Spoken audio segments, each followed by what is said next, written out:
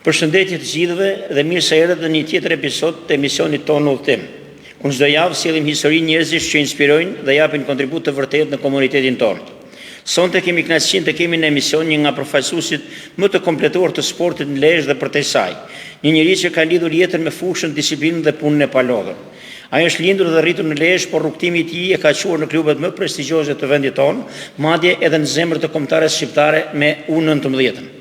2 diploma master, licenca UEFA, lektor pranë FSHF-s, përvojë me trajner të njohur dhe një pasion pa diskutueshëm në përgatitjen atletike moderne. Një profesionist që jo vetëm ka kontribuar në performancën e futbollistëve, më premtues të vendit, por që i ka dhënë dhe mund të jap ende sportit në Lezhë dhe jo vetëm. Sonte në Udhëtim kemi kënaqësinë të bisedojmë me zotin Aurel Loci, njeriu që beson se suksesi ndërtohet me këmbë në tokë, punë të ndershme dhe dije të thella. Mirë se erdhe zoti Aurel. Mirëmbrëma, mirë se gjeta. Faleminderit për ftesën. Sonte do të kemi një bashkëbisedim bashkë për të ditur jo vetëm ne, por më tej se kush është Aurel Locaj, jashtë duhet të dalim për te modestisë tënde, sepse unë e di se ju jeni një person mjaft modest, por tashmë ne duhet për shkak të emisionit që të dalim për te modestisë. Si të ta përkufizoje veten profesionalisht për dikë që dëgjon për herë të parë për ju? Atëherë unë jam, siç e thatë, Aurel Locaj, përgatitës atletik në futbollin shqiptar. Prej 5 vitesh jam pjesë e elitës futbollit shqiptar, ku jam pjesë e kombëtarës 19 vjeçarëve, gjithashtu edhe kam qenë pjesë e disa ekipeve prestigjioze të Superligës shqiptare. Kam studiu 2 universitete, shkencat e trupit njeriut të lëvizjes në Itali, edhe në Shqipëri në Universitetin Luiç Guarakuçi, Institutin e Fizikulturës. Gjithashtu kam marrë 2 master për mësuesi edukimit fizik edhe master përgatitës fizik në futboll. Nga nisi udhëtimi yt drejt sportit dhe a ka një moment kyç që orientoi që ju do të jeni drejt sportit, por posaçërisht drejt përgatitjes atletike? Atëherë unë që i vogël si çdo fëmijë e dashuroja futbollin, ndoshta kjo ishte edhe një tip trashëgimie, pasi xhaxha im, se ju e njihni shumë mirë, Profesor Mark Loci. Po, dikur Një lojtar i mrekullueshëm i minatorit, një mesfushor mjaft. Ishte futbollist edhe pak a shumë doça rrugën e tij. Pasioni për futbollin, që në moshë 6 vjeçare unë fillova me ekipet e Kalamajve në Lezhë, ekipet zinxhirit po themi ne. Po, që nga i ndjeri Isuf Pelingu, me radhë i biri Sokol Pelingu, profesor Vesel Sokoli, Hasan Hoxha, Ridvan Kulli, i ndjeri Nikolin Lorenci, Skender Abdyli, ndjes në qësë arrojnë në emër, po do të thënë e ndjeka këtë rrugë për të bërë futbollist. Pastaj në moshën 19 vjeçare në Itali, që i ka për studime, edhe atje vazhdova futbollin, po pata një dëmtim shumë të rëndë, që më detyroi të tërhiqem, edhe prej kësaj ndoqa pikërisht studimet edhe u profilizova më shumë te pjesa përgatitjes fizike, sepse më jepte më shumë punë. Realisht më duket sikur është diçka më shumë punë, pasi çdo ditë duhet studiosh për pas sukses në këtë fushë.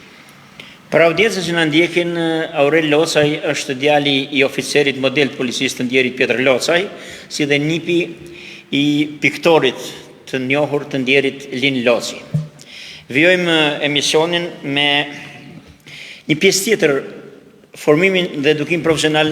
Ju Aurel e thatë në fillim, dhe si ka ndikuar këmbgulja juaj e vazhdueshme për studime, për të rritur profesionalisht? Realisht, po të hymë të analizojmë pak përgatitjen fizike, është diçka që donë shumë punë. Vazhdimisht donë studiosh është shumë lidhet me mjekësinë, pasi ne, do të thënë, roli i përgatitësit fizik në gjitha sportet, por unë flasë për pjesën e futbollit, pra duhet studiosh në detaje që sportistët që ti ke para, që stërvit duhet t'i rrisësh, se ne po flasim nga mosha më e vogël deri te ekipet e të rriturve. Pra që gjatë rritjes të kenë një zhvillim shumë korrekt, pa dëmtime edhe pa pasoja. Kështu që kjo është duhet se zban që ose do në me ndjek këtë rrugë, duhet që të studiosh sa ma shumë. Duhet t'jesh 100% i saktë për çdo punë që ban. Midis një mësuesi të edukimit fizik dhe një përgatitës atletik të profilizuar, ka ndryshime të mëdha. A mund na thoni 2-3 ndryshime që dallojnë ose bëjnë diferencë? Për çfarë është përgjegjësia? Një mësuesi i edukimit fizik ka përgjegjësi që ora mësimit shkoj mirë, që me nxënësit mos të ketë probleme fizike e tjera, por përgatitësi fizik ka pikërisht gjithë përgjegjësinë e ka vetë. Ndërsa nëse je mësuesi i edukimit fizik, se unë edhe kam bërë praktikën 9 muaj, ty të vjen një planimetri nga Ministria e Arsimit që ditë duhet ta ndjekësh. Ndërsa përgatitësi fizik atë plan duhet ta bëjnë pikërisht vetë, duhet ta studiojnë në detaje që rezultatet jenë suksesshme. Që mos të ketë kur se ne e dim futbolli ka pasoja dhe t'i evitojmë sa më shumë. Nuk mund t'i eliminojmë, por t'i minimizojmë. Keni kaluar klube të rëndësishme të Superligës shqiptare, Laçi kur ishte në superiore, Erzeni kur ishte në superiore, ekipi i madh i Vllaznisë, keni punuar me stafet ndryshme të skuadrave përkatëse. Cila periudhë ka qenë më sfiduese për ju ose cila skuadër dhe arsyeja pse? Është komoditet fakti është përgatitës atletik i Vllaznisë. Po se cila ka pas sfidën e vetë, se po t'i analizojmë të 3 ekipet. Për shembull, te ekipi Laçi unika kur ishte në Kupat e Evropës. Edhe ishte hera eksperienca ime e parë në ekip të parë. Edhe pikërisht ndaj kundërshtarëve shumë fort, që ne edhe arritëm, pastaj patëm sukses shumë të madh. Laçi arriti suksese. Po, që arritëm deri në turin e 3 të Kupës të Europa League. Dhe ajo kishte sfidën e vetë, sepse për mua ishte sfidë vetvete, se ishte mundësia parë që mu dhanë futbollin profesionist pikërisht në një ekip në Kupat e Evropës. Pra, eksperienca ime e parë ishte në Kupat e Evropës. Eksperiencë ndërkombëtare tani. Direkt eksperiencë ndërkombëtare. Pra, nesha ime e parë me ekip të madh është ndërkombëtare. Që është fat shumë i madh sepse vjen rrallë. Po, vjen rrallë. Kjo për këtë mund të them që jam me fat. Pra, kjo kishte sfidën e saj vetvete sepse direkt ishin nesha ndërkombëtare dhe fatmirësisht arritëm sukses shumë të mirë, pasi arritëm deri në tur 3. Edhe Erzeni kishte atë sfidën e vet, pra secili ekip ka veçantitë e veta, sepse me Erzenin 2 fazat e para ne ishim vend 2, vend 3 klasifikimit. Pastaj për probleme financiare e tjera që kishte ekipi, u shkërmoq. Arritëm deri në play-out. Edhe ajo lindi vetvete lindi një sfidë sepse kena pas 11 rezultate negative. Kur ne 2 fazat e para qushim hirushja e Superligës, pastaj nuk arritëm të mbjetonin me play-out. Me play-out në Koshtesë. Pra ne kena dalë në play-out me Korabin. Kishim presionin mbi ne. 120 minuta lojë. 120 edhe presioni ishte mbi ne, sepse Korabi ishte një ekip i kategorisë të parë që po të kalote, nuk ishte ai objektiv. Po arrinte, po se arrinte fundja ishte si më thënë justifikuar. Nuk ishte objektivi maksimal. Pastaj dihet edhe te Vllaznia normalisht thjesht te Vllaznia është sfidë, sepse është një qytet me traditë, qyteti i Shkodrës, traditë sportive, jo vetëm futboll. Është djepi futboll shqiptar edhe ka presion shumë të lartë, aty gjithmonë nuk tolerohet as barazimi, e jo mahumja, edhe që aty është sfidë, pra, se cila nga këto 3 ekipe ka pas atë sfidën në vetvete. Dhe cilat janë ndryshimet më të mëdha të punës tuaj me klube të ndryshme? Atëherë, po ta marrim nga ekipi i fundit. Për shembull, te Vllaznia kishte shumë komoditete, se kushtet ishin perfekte, ishin realisht kushte ndërkombëtare, sepse ne duke shëtit edhe me ekipet kombëtare, edhe me Vllaznin, edhe me Laçin, që kena bërë ndeshje ndërkombëtare, kemi pa edhe kundërshtartë edhe kushtet e tyre. Dhe Vllaznia ka diferenca shumë të vogla, po ta krahasoj me ekipet e mëdha. Pra, kushtet janë pothuajse ideale. Është komoditet të punëshme. Është shumë komoditet. Por edhe ekipet e tjera, edhe Erzeni për shembull vetvete, me aq mundësi sa kishte i ofrote ato kushtet e tyre, edhe Laçi po sepse siç e përmend edhe më përpara, Laçin e gjetan në një rrugë maje edhe u dote ku të arrishim. Pra objektivi ishte arrit që të kapte Kupat e Evropës. Edhe kushtet në të 3 ekipet ishin për atë që ka kërkote ekipi, për objektivin që kishin. Nga eksperienca juaj ndër vite, a mendoni që Federata Shqiptare e Futbollit duhet të ketë një kusht të paktën për ekipet e Superligës, pra të ketë një grant të siguruar, pra që të mos rrezikohet të paktën përgatitja e futbollistëve, përgatitja atletike, gjithë komponent e stërvitjes?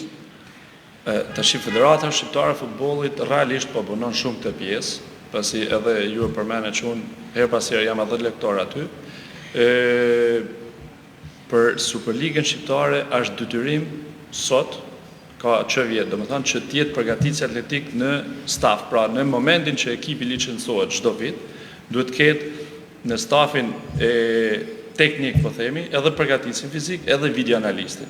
Kjo është diçka shumë pozitive, sepse Janë element të reja është element i ri dhe është shumë fundamental. E vetmja gjatë që unë do i kisha këshillu nesër mas nesër çdo presidentin në Shqipëri, nuk mjafton një përgatitje atletik për çdo ekip. Sepse janë minimal 25 lojtarë federohen në sa di unë. Janë 25 lojtarë, jo çdo stërvitje i ke 100% lojtarëve, një mund të merret me pjesën e shëndetshme, një mund të merret me rikuperimet. Pakti minimalisht 2 duhet të jenë. Edhe nuk e di a mund të vehet si kriter nesër mas nesër, pasi kjo është shpenzim për presidentët, edhe ne e dim që ka shumë shpenzime futbolli, por federata po punon. Për domosdoshmëri do të thoja sipas mendimit tuaj si specialist. Edhe mendoj që nga bashkëbisedimet që kemi me kolegën federat që vitet e ardhshme shumë shpejt do jetë kriter edhe në kategorinë e parë për licencimin, mas disa vitesh ndoshta edhe në kategoritë më inferiore. Pas eksperiencës tuaj në për ekipe elitare, do të thojmë, të futbollit shqiptar, vjen momenti që Aurel Locaj bëhet pjesë e stafit të kombëtarës U19 të kombëtarës shqiptare. Si e pritet, satisfaksion apo? Kjo ishte një ndjenjë shumë e veçantë. Edhe e bukur e kësaj se ka një histori vete kjo. Unë jam thirrë 2 ditë para karantinës për herë të parë në kombëtare. 2 ditë para se në kohë Covidi. Në 2020. Në 2020, në mars, në kohë Covidi, edhe 2 ditë para unë u lajmërova që do jem pjesë e ekipit kombëtar U19.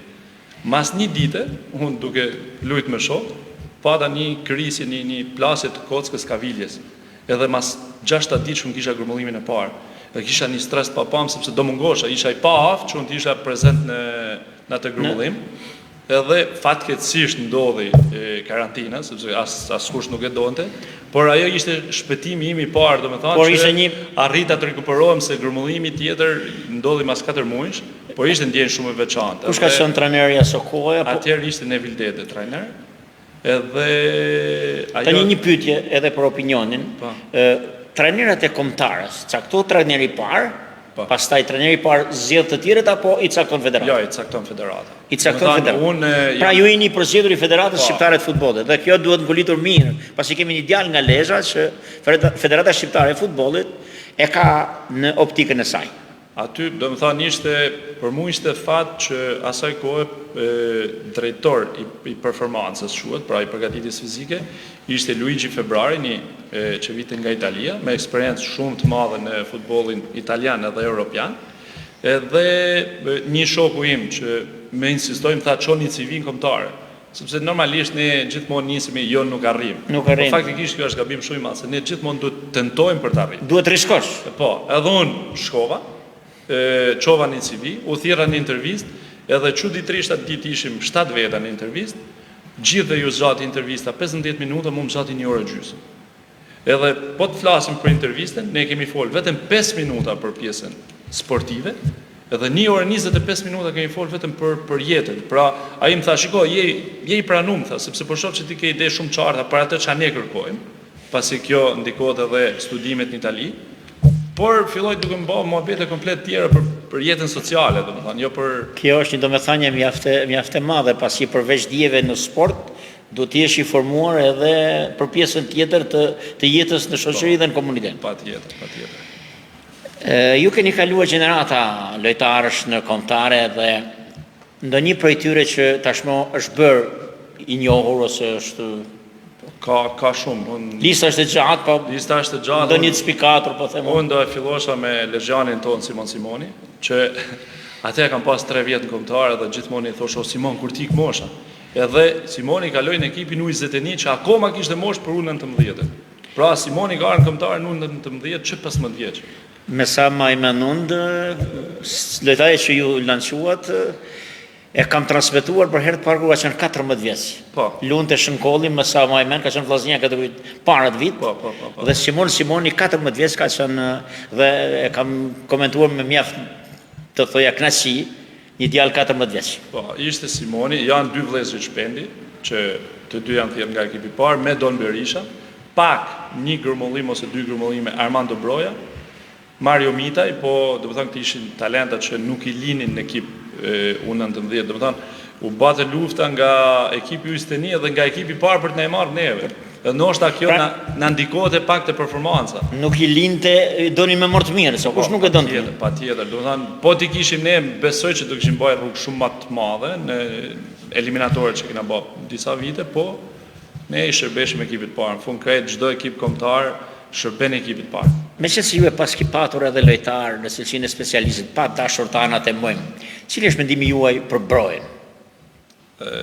Qose do përmend Rudi Vata është shprehur se Broja momentalisht po kalon një show, një traumë psikologjike. E kam dëgjuar dikun. Armando Broja është një ndër talentet më të mëdhaj që apo është më shumë se duhet djalë me sedër. Ndoshta sa sedër, ndoshta është karakteri i tij që e pengon. Ka pak probleme që s'kam dëshirë që jo, po komentoj pjesat e karakterit, por po flasim nga cilësitë teknike individuale që ka. Armando Broja është me cilësi shumë sulmuese, po ta themi në gjuhën sportive. Edhe ekipi kombëtar, shumicën e ndeshjeve, ajo që kërkon është ana defensive, pra jo ofensivja. Edhe Armando Broja, duke qenë një futbollist shumë ofensiv, shpesh herë nuk i bën punë ekipit ton kombëtar, jo se nuk është i mirë. Ai do ishte shumë më i mirë të lutet te Spanja se të luajë te Shqipëria. Thjesht është pikërisht mentaliteti, strategjia, po themi ose mentaliteti i futbollit shqiptar ose vështirësi që ne kemi, sepse ne kemi shumë vështirësi me shumë kundërshtar. Për shkak të lush me Spanjën, ti 90% nuk dihet si shkon ndeshja se cila ndeshje ka historinë e saj.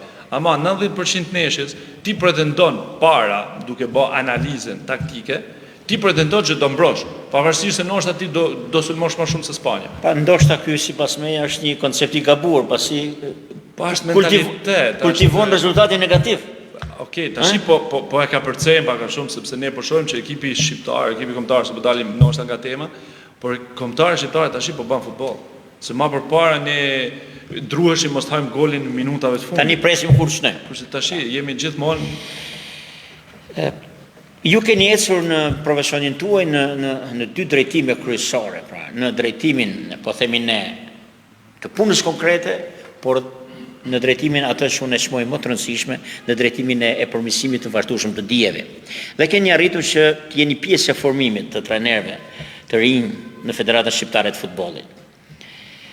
Si është Aureli në rolin e lektorit, në rolin, po themi ne, e mësimdhënësit, po themi kështu më thjeshtë.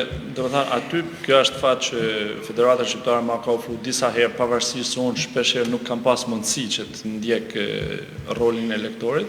Kjo është përgjithsisht unë kam zgjedhur një mënyrë që të jem shumë bashkëpunues, sepse unë po thuaj se tash i kam dalë vetë nga bankat, më thonë sa, pra nuk mundem që unë të jem 100% ai lektori apo ai. Pra keni hequr dorë nga ato statujat klasike. Unë jam bashkëpunues, unë jam profesor i madh me je njëri nga ata. Pikërisht, unë mundohem përfshihem edhe gjithmonë ju them shiko sepse ne si çdo punë ka dhe gabimet e veta. Edhe në përgatitjen fizike, po nuk gabove, kur nuk do mësosh, po nuk tentove, po nuk guxove, do ngelesh gjithmonë vend. Edhe mundohem gjithmonë që të jem bashkëpunues edhe të komunikoj sa më shumë me to sepse nëpërmjet komunikimit do dalë mira. Siç janë stafet mjekësore që mblidhen, komunikojnë edhe nxjerrin një rezultat përfundimtar. Çfarë mungon më shumë sipas teje trajnerëve të rinj në aspektin e përgatitjes fizike moderne? Unë them disiplina në punë. Pasi shumë trajnerë të ri i shoh që kanë dëshirë që t'i gjejnë gjanat gati. Nuk ulen studiojnë, nuk improvizojnë, pyesin, por nuk të bajnë kur pyetje për punën, po të bajnë pyetje direkte, do të thonë, a ma jep një ushtrim. Nuk të pyet, unë kam dëshirë të baj këtë ushtrim, si mendon, çfarë rrugë duhet ndjek. Pra, mundohen të ndjekin rrugën më të shkurtër, edhe kjo është shumë problem, sepse siç e përmend edhe më lart, përgatitja fizike ka shumë lidhje me mjekësinë. Pasi ne duhet dim komplet anatominë e trupit, duhet dim gjitha probleme që ne mund t'i sjellim sportistit, edhe duhet t'i minimizojmë sa më shumë. Pra, trajnerët e ri, unë e shoh këtë defekt, të munojnë gjithmonë të kopjojnë edhe të marrin gjanat e gatshme, e jo tulen të studiojnë në detaje. Çfarë mendon që sillin treja trajnimet tuaja të niveleve të larta tashmë? UEFA B, fitness, është një arritje do të thoja, por ju personalisht dhe a mendoni që duhet të jetë pjesë edhe stafeve të ekipeve? Tashi, do të thënë ndryshimi nga përgatitja atletik kombëtar me UEFA B është pikërisht ajo që e përmenda pak më sipër. UEFA Fitness Coach, UEFA B Fitness Coach, insiston të studimi i çdo seancë stërvitore. Pra, jo se përgatitja atletik kombëtar. Në bashkëpunim me video analistin, jo se në trajnimin në atë licencën kombëtar, pra përgatitja atletik kombëtar nuk është e njëjta. Por diferenca për shembull gjatë leksioneve që ne kemi marrë, çdo leksion ne kishim lektor edhe kontrollor nga UEFA, që ishin fiks të performancës fizike, edhe pas çdo leksioni ne kishim një bashkëbisedim me te, edhe ajo që gjithmonë insistohte ishte që ne të jemi gjithmonë të përgatitur, nuk mundesh me dalë sepse ndodh rrallë, po ndodh, që ti mundesh me dalë para një sportisti, ti të shpjegosh programin tënd, ti mendon që je në rregull, edhe një sportist mundet me të pyet, profesor, okay, e kuptova ç'am the, po këtë për çfarë po e bën? Pra ti duhet të jesh shumë i përgatitur para një sportisti, edhe duhet ta performosh, gjithmonë duhet të demonstrosh para. Edhe një këshill që na është dhënë neve, që në momentin që ti demonstron një ushtrim, nuk duhet të mendosh je para një sportisti, fëmijë apo i rritur, por sikur ti je para një auditori, po themi një komisioni shtetëror, sepse sidomos te moshat e vogla, 7 vjeç, 8 vjeç, 10 vjeç, fëmia ka atë instinktin e kopjimit. Pra, nëse ti do e krysh perfekt, fëmia do mundohet të ta kryej perfekt. Nëse ti do e krysh sa më kalu kohën, edhe fëmia do mësoj keq. Edhe kjo është ajo diferenca që don durim, don përkushtim, don shumë durim, vendosje. Po, edhe diferenca e UEFA Fitness Coach është pikërisht kjo që hyn shumë ana pedagogjike. Do thënë, jo vetëm shkencore, jo vetëm për punën tonë, sa është komunikimi, sa është pedagogjia, pra mënyrat e zhvillimit stërvitjes.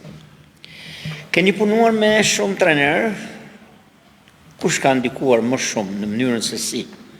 Ose nga kush ke marrë më shumë, po them unë, një eksperiencë nga trajnerët me cilë ju keni bashkëpunuar dhe punuar? Atëherë unë kam punuar, siç e them, shumë, kam pas fat që trajneri i parë në elit ishte Shpëtim Duro. Edhe ai më dha atë mundësinë që unë të krijoj direkt profilin tim, autoritetin tim. Pasi ishte trajner që nuk më kërkonte llogari fare, më linte të punote, unë thjesht normalisht se stërvitja varet, trajneri parë është head coach, si quhet, që ai vendos gjithçka. Pra ai ka temën e tij, edhe ne si staf duhet i përshtatemi atij. Pra unë kam minutazhin tim, zëvendës trajner minutazhin e tij, trajneri portierëve minutazhin e tij. Por të gjitha në funksion të strategjisë stërvitore ditore. Edhe Shpëtim Duro, kur nuk e harroj, kishim neshjen e parë me Krajovën në Elbasan, ekipin rumun, edhe zëvendës trajneri kishte ikë, se kishte një problem familjar, jetonte në Francë. Edhe unë i paraqes programin stërvitor Shpëtim Durrës, i them profesori, ja hedh një sy, i them unë programin, po sinqerisht po dridhesha se Shpëtim Durrë, emër i madh, unë, a kupton? Edhe ai e pa fletën kështu dhe më thotë mua, kush e ka bërë këtë programin? Tash unë s'disha ti them unë apo ti ngec fajin dikujt. Unë i them me gjyzani kështu. Po i tha çama tregon shumë mirë. Po profi tham, shikoj pak se mos kam gabuar në gjë. Edhe më thirrë, ulu çik tha këtu. Se duket as shumë autoritar, po as shumë i komunikueshëm, as shumë babaxhan, as shumë i dashur. Më tha, shiko, unë t'i jap një këshill, tha, sepse e shoh që ke atë tendencën e turbit apo mos gabon. Gabon. Risko? Po. Edhe aty ai domethënë më dha mua një forcë të krijoj autoritetin tim. Pra ky ka keni parë. Pastaj çdo trajner ka të mirat e këqijat, sepse ne edhe duhet t'i kuptojmë. Kur bashkëpunojmë me to, ka raste që edhe i gjykojmë ose i paragjykojmë, por ne duhet kuptojmë që trajneri është ai që ka rrisku më të lartë. Pra nëse pak rëndësi ka është trajner shumë i mirë apo më pak i mirë, në momentin që nuk vijnë rezultatet, është i parë që do ikën në shtëpi.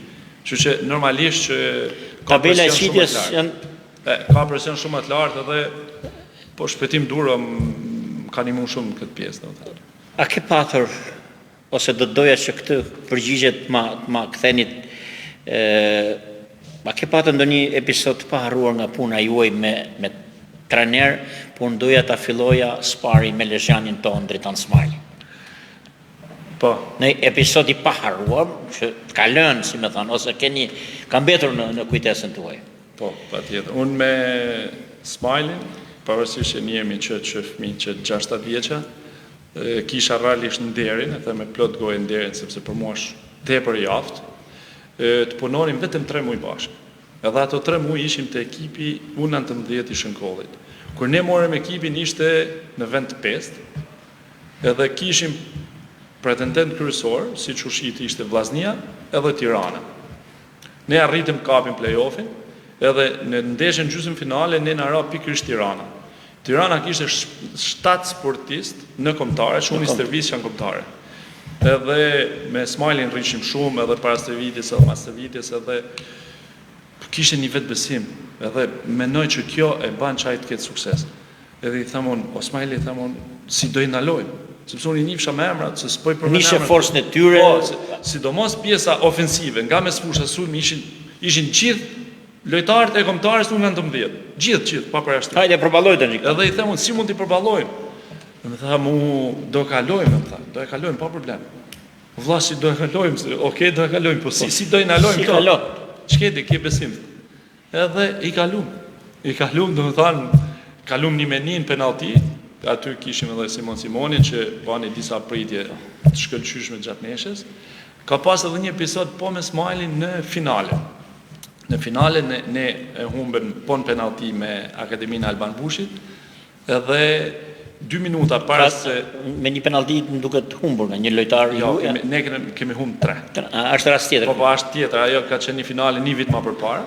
Edhe u mundu me përdor një strategji që të ndikote pak të kundërshtari, pasi ne minuti 119, ne ndrum portierin, pikërisht Simonin e nxorëm jashtë, jo për kualitetin se dihet që është realisht më i miri, por kishte një strategji që ato të banë konfuz, ç'ne po nxerrin Simonin, se kur ti nxerr portierin më të mirë jashtë, imagjino ç'a do fuzësh në fushë, edhe para penaltive. Ai që do të vinë do të jetë Edhe psikologji. portieri që hyni realisht priti penalti, por pavarësisht ne ishim pa sak, po këto ishin 2 episode që më kanë ndodhur me Smajlin. Pastaj ka edhe me trajner të tjerë ka Me përdariqin e Vllaznisë, keni punuar? po.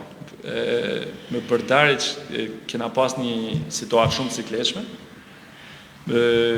Në fakt mua më zhdukur si agresiva, si jo shumë komunikues. Mua, ndoshta fillimet se kena pas sa kështu jo për plasje, po do të thënë jo për puthje idesh, sepse ai kishte pak vështirësi që të krijote besimin te dikush tjetër. Ai siç e përmena që i gjithë sikleti apo përgjithësia bjen nga në trajnerin e parë. Fazën e parë të kampionatit të vjetshëm, ne patëm shumë dëmtime. Edhe ishte pikërisht neshja me Laçin në Shkodër, kur ne kishim ngel me 14 lojtarë, edhe për të plotësuar ekipin e parë, ne morëm lojtarë nga ekipi i rive. Unë isha i dënuar, se isha dënuar 4 neshje për një gjest në Ballsh, edhe siç unë hyj bajnë nxemen, mas nxemës bana dush edhe do në qiqa në tribun. Edhe jap dorën, i tham suksese profe këtë, ne edhe më thot, po ishte shumë tension, më thot, inshallah nuk do jetë nesha jam e fundit thotë. Jo e tham ki besim se çunat dojen. Realisht çunat ndon maksimumin, fituan, arritëm deri në finale.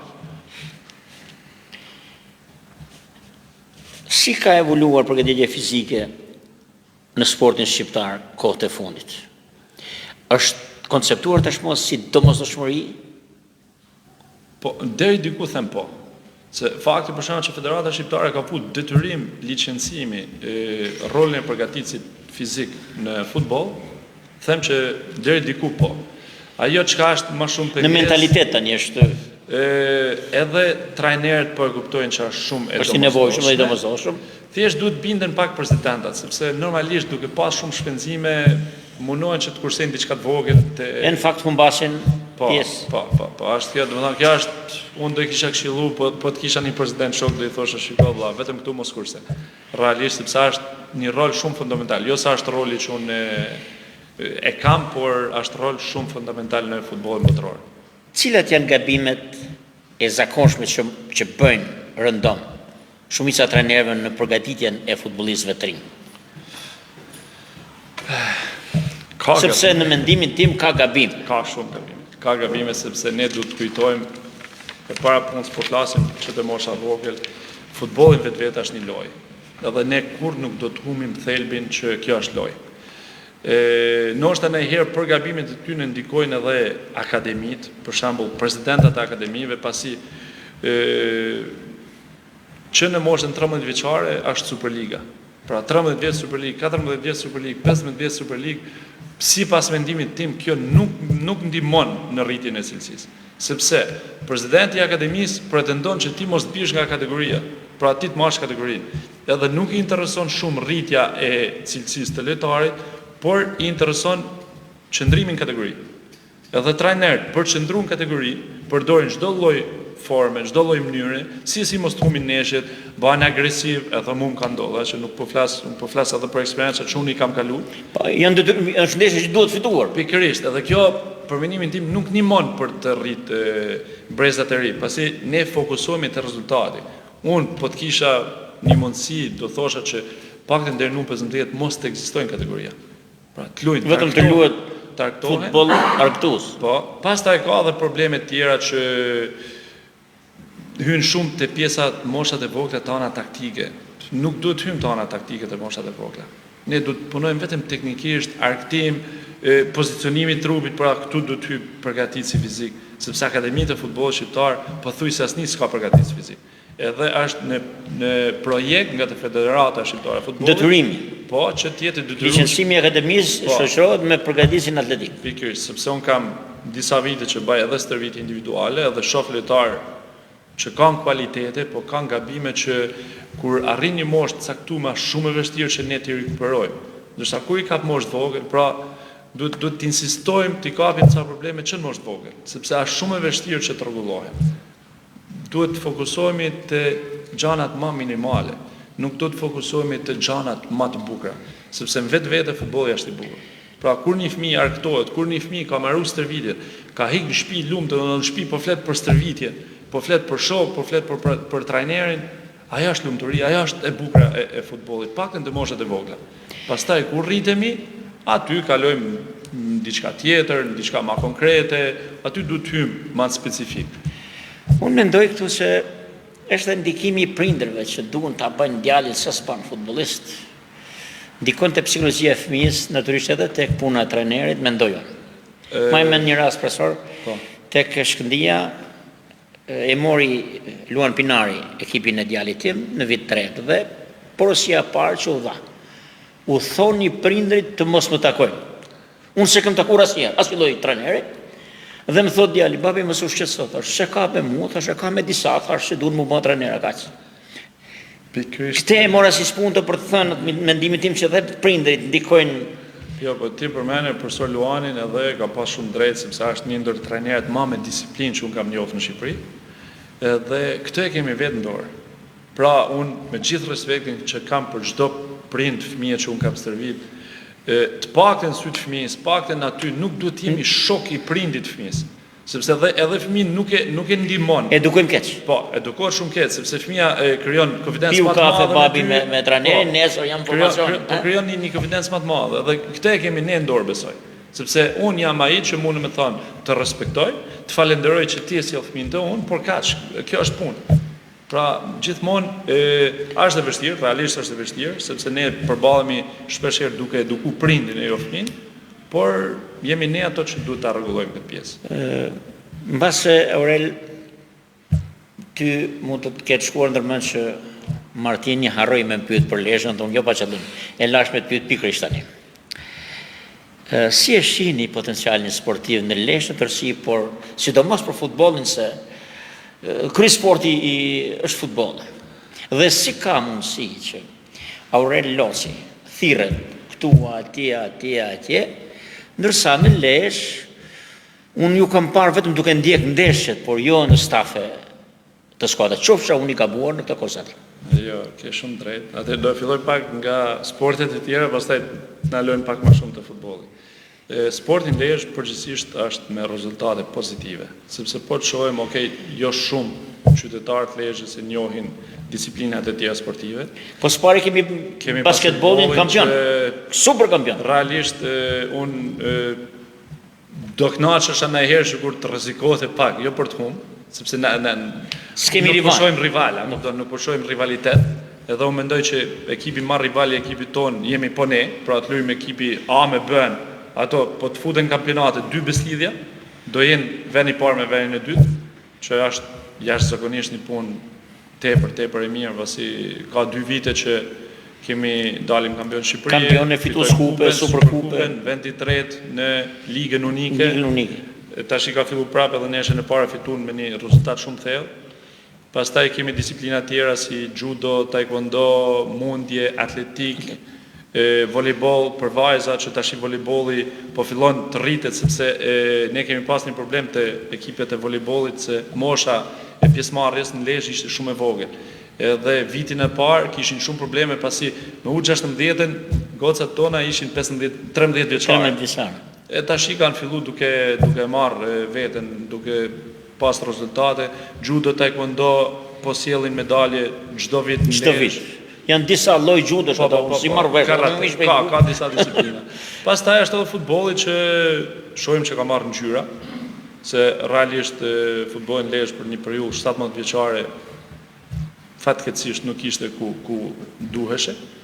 Edhe mendojmë që me ardhen e presidentit të ri në bashkëpunim me kryetarin e bashkisë do bëhet diçka shumë pozitive dhe po shifet diçka pozitive. Po beslidhja kryeson. Përveç se kryeson dominon, se duhet pa dhe kjo, shumë tifoza shohin jo po ndeshje me Sopotin, ne duhet kuptojmë që futboll ka 3 rezultate. Por duhet kuptohet edhe koha që kanë në dispozicion një trajner. Pra, ajo ishte vetëm java e dytë edhe java e parë, ishte me e parë. Se gabojmë. Pra kjo ishte në favor shumë të Sopotit. Pasi ato kishin 1 muaj e gjysmë që ishin grumulluar, si ekip ne kishim vetëm 2 javë. Edhe normalisht gjendja fizike, sinkronizimi lojtarëve. Ishte si raporti Korabit me ju kur ishte Terzen, Sopoti vinte në Lezhë. Edhe po humbi.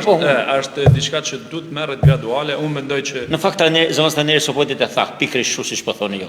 Nuk e kam ndjekur. Jo, ma kanë intervistë. Them që beslidhja është në rrugën e dur, edhe unë mund ta them komplet pa problem që në fund kampionatit, sepse ne diskutojmë jo do humbë këtu, jo do fitoj atje.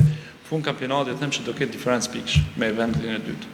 Pra do jetë beslidhja, do ketë diferencë pikësh me vendin e dytë. Urojmë të jetë kështu, por rivaliteti është se 1 pikë diferencë është një skuadër e Shkodrës, Shiroka, kriju me ku diun se kur.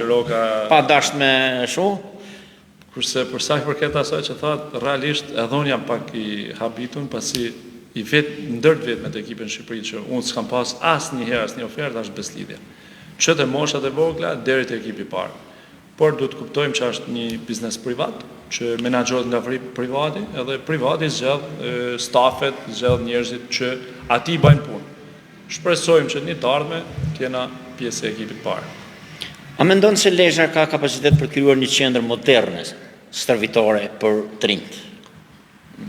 Një qendër komplekse, po themi unë, jo vetëm për futbollin tashmë. Po, një qendër atraktive. Mendoj dhe besoj, sepse Lezhë paktën nga projekte që është sepse është lançuar ndërtimi i pallatit të sportit, pikërisht është lançuar ristrukturimi i stadiumit. Po, u bë dhe parku duhet luajë që kjo ishte një pasqyrim që realisht ne kemi shumë nevojë për këtë hapësira. Edhe besoj që kryetari i bashkisë në bashkëpunim edhe me presidentin e futbollit do bëjnë në një të ardhme, unë nuk di diçka konkrete, po do bëjnë një kompleks sportiv me fusha futbolli, ku normalisht aty duhet ketë edhe një pistë vrapimi për ekipin e atletikës. Pallati i sportit do ishte diçka shumë e mirë, pasi nuk mbledh vetëm basketbollin, por volejbollin, por edhe sportet individuale, sepse mund të kthehen shumë kollaj në qendra multifunksionale që me një tapet muni apo judo mund të krijojnë disiplinat e reja, mund ndeshjet, se disiplinat e kemi, po. Çfarë do të doni të jepnit Lezhës në vitet e ardhshme si profesionist dhe kontributin tuaj në arenën kombëtare, po thëmë, dhe jo vetë? E para punës Lezhës do doja të jepja gjithë shka unë kam, realisht sepse lind rrit këtu, mentaliteti, dëshira, gjitha shkojnë për Lezhën. Edhe në çdo ekip që unë kam qenë, gjithmonë, pavarësisht se mbroja disa ngjyra tjera, po gjithmonë ishte asi nuk jam të Bestidja, asi nuk është Lezhë ky ekip, ose kur arrishim lart si nuk është Bestidja në këto nivele, pasi e meriton, qyteti i Lezhës e meriton. Edhe unë kam një moto të punës time, se unë gjithmonë punoj për vete. Pra për të arritë sukses, jo punoj për vete egoist, por unë e mendoj suksesin që në qëse ti insiston të rrisësh veten, Të rritesh profesionalisht. kontributi do jetë shumë i lartë. Edhe shpresoj që një ditë tjena të përputhen bashkë rrugë, edhe inshallah Superligën. Unë të falenderoj për optimizmin dhe përpara se sa të shkojmë në mbyllje të emisionit, do t'ju pyes shkurt 2-3 pyetje përse për këtë momenteve personale. Cili ka qenë momenti më i vështirë juaj në karrierën tuaj dhe a keni menduar ndonjëherë të ndalohen? Momentet vështira ka futbolli. Të mendoj të ndaloj jo kur, sepse unë kam investu shumë në veten time. Realisht shumë, do të thonë ka që në moshën 6 vjeçare, po ban 32 vjet që unë jam pjesë e futbollit, në mënyra të ndryshme, jo si sportist, jo si trajner, jo si përgatitës atletik, ka momentet vështira. Nuk kam konkretisht një më të vështirin. Po ke disa momente. Po, ka Po disa Chelsea momente. për ballimit, cili ka qenë? Besimi, ke shumë besim edhe ëndra, pikërisht unë, fakti që unë e kisha ëndër futbollin edhe përgatitjen fizike në vetvete, kjo më bën që unë të kem sukses, pra kjo më bën që unë mos dorëzohem, kjo më bën që unë të eci para, sepse mendoj që kam akoma t'ja.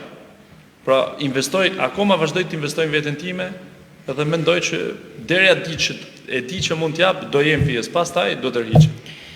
Kush është personi që të ka mbështetur më shumë në rrugtimin tuaj? Personi që më ka mbështetur më shumë, e para është mami jem, pasi ne për të arritur këtu ku jam sot kena pas shumë vështirësi ekonomike. Edhe shumë herë që unë ishin kurset apo licencat apo universiteti mendoja që mos ta ndiqja, se pikërisht Për shkaqe ekonomike. Për shkaqe ekonomike, pasi ishin vështirësitë edhe gjithmonë më suportohet dhe gjithmonë thotë nuk ka problem sepse doja dalim. Pastaj erdhi edhe nusja në jetën time, veçantar se herën e parë që më thirrë ilaçi, ne sa ishim këtu me vajzën e parë, ishte vetëm 5 ditë, edhe u konsultova dhe i thash Ju jeni prindër të? 2 vajza. Të 2 vajza. Ti rujt Zoti dhe inshallah me djalë se Eliot që është për 21 vjeç ka ardhur pas 2 vajza. Po, e di. Dhe diferenca me Adelaidin vajzën e vogël është 10 vjet.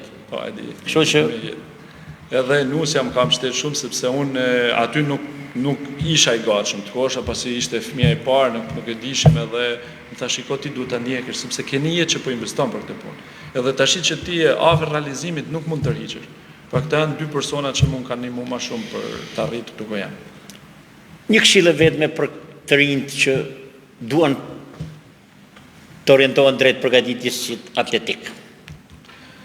Nëse të njekin rrugë. Çfarë do të thoje po të pyesin? Po, që të njekin atë rrugë që unë kam njek, pra studiojnë sa më shumë, të guxojnë sa më shumë, sepse përgatitja atletike don shumë guxim, pra don të provosh që të fitosh diçka, mos t'i marrin gjanat e gatshme, se siç e kena përmendur edhe më sipër, kur i merr gjanat e gatshme nuk të çojnë rezultat, ta zgjidhin për momentin, por nuk t'i japin një rrugë të gjatë. Edhe ta shohin si një plan afatgjatë, mos ta shohin sot për sot, por ta shohin sot për një të ardhmen. Të punojnë pareshtur për të mos u tërhequr. Edhe duhet studiojnë sa më shumë.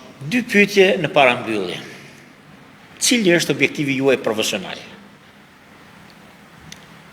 Objektivi im profesional është aktualisht nuk e kam një objektiv, jam pa ekip pasi kam refuzuar disa ekipe për arsye që nuk duhet të largohem nga shtëpia, pasi ekipet ishin Angazhimet familjare. Objektiva thjesht vazhdoj të jap maksimumin tim gjithmonë, nuk kam një objektiv konkret që të themi kam këtë apo këtë. Studioj sa më shumë, nuk duhet ta lej. Azhurnimi me tretë e kohës nuk e shoh objektiv ti, është e përditshme. Jo, e përditshme, edhe kam tash nga java tjetër ndoshta do përvetsoj një tjetër kurs, një tjetër licencë të personal trainer, që ka pjesën e palestrës, gjithmonë duke lidhur me sportin. Dhe mendoj që nga ana e licencave do jem maksimalisht. I kompletuar po themi edhe për rangje, po themi për te kombëtare. Cili është mesazhi yt për të rinjt lezhjanë që ndrojnë futbollin? Është sporti më i bukur në botë. Duhet ta ndrojnë, duhet vazhdojnë të ndrojnë, po dhe duhet punojnë shumë për ta realizuar një ëndër. Sepse ne shohim yjet botëror, por nuk janë bë gabimisht, nuk janë bë, thonë lindi Zoti talent, të lindi Zoti talent, por ti duhet punosh për talentin tënd.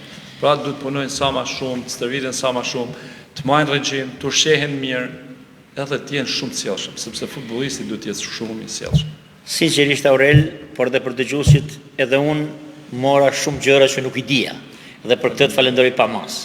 Faleminderit edhe juve, ju përgëzoj shumë për emisionin, shumë faleminderit. Të dashur miq, mbyllet edhe ky episod i emisionit tonë në udhtim. Bashkëbiseduam me një profesionist që nuk flet vetëm për sportin, por për filozofinë e punës, disiplinën dhe pasionin që ndërton karrierat të qëndrueshme. Aurel Locaj na tregoi se suksesi nuk është rastësi, është përkushtim, shkollim, përvojë dhe dashuri për atë që bën çdo ditë. Ajo është shembulli i njeriu që përfaqëson me dinitet lezhën dhe me gjerë, që vazhdon të kontribuojë në formimin e gjeneratave të reja të futbollit. Faleminderit Aurel për praninë, sinqeritetin dhe vizionin. Faleminderit dhe ju që na ndoqët drejt për së drejti për komentet, mbështetjet dhe energjitë që na jepni në çdo javë. Mirpresim me dashamirësi sugjerimet tuaja. Deri në episodin e radhës mos harroni, çdo udhtim është një mundësi për të qenë në të mirë, për të qenë më të mirë se sa dje. Nga unë Martin Dedaj, së bashku me Agustin Sin Marini dhe zotin Aurel Locaj, miru pafshim deri në episodin e tjetër. Miru pafshim, shumë faleminderit.